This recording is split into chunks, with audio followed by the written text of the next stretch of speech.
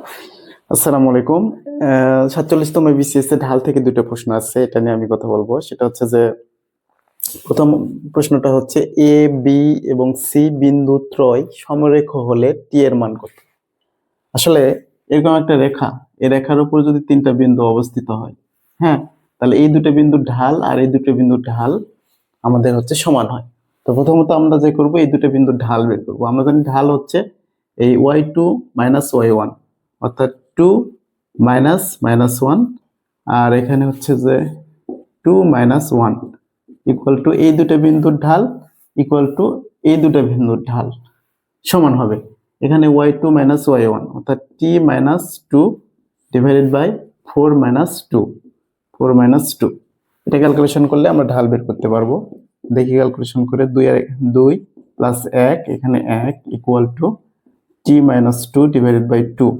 এরপরে হচ্ছে এটা দ্বারা এটা আর গুণ করলে 2 আর 1 3, 3 দুগুণ 6, 6 ইকুয়াল টু t মাইনাস 2, বা হচ্ছে t equal to 6 plus 2 equal to 8। তাহলে আমাদের এই প্রশ্নের আনসার হচ্ছে 8। হ্যাঁ, এরপরে আসি আমরা দ্বিতীয় প্রশ্ন। দ্বিতীয় প্রশ্ন হচ্ছে এই একটা রেখা আছে, এই একটা রেখা আছে, এই রেখা দ্বয়ের ঢাল দ্বয়ের গুণফল কত?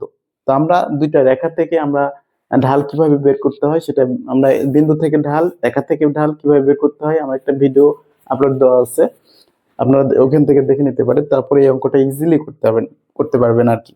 এখন এই রেখা থেকে ঢাল কিভাবে বের করে, আমরা জানি y equal two mx plus c।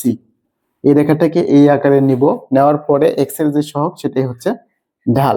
তো এই রেখাটাকে এভাবে নিলে যেটা হবে হচ্ছে 2y equal to x minus 10। হ্যাঁ, তারপরে y equal to x by 2 minus 10 by 2, and এখানে x এর সহগ হচ্ছে হাফ, অর্থাৎ ঢাল m1 ইকুয়াল টু হাফ। এরপরে আমরা এই রেখা থেকে ঢাল বের করি। এই রেখা থেকে ঢাল বের করলে y equal two minus 2x plus 3, এখানে ঢাল হচ্ছে মাইনাস 2, অর্থাৎ m2 ইকুয়াল টু মাইনাস 2।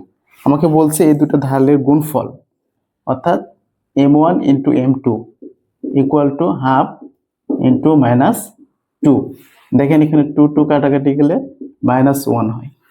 তাহলে এই প্রশ্নের আনসার হচ্ছে ঘ নম্বর। সবাইকে অসংখ্য ধন্যবাদ।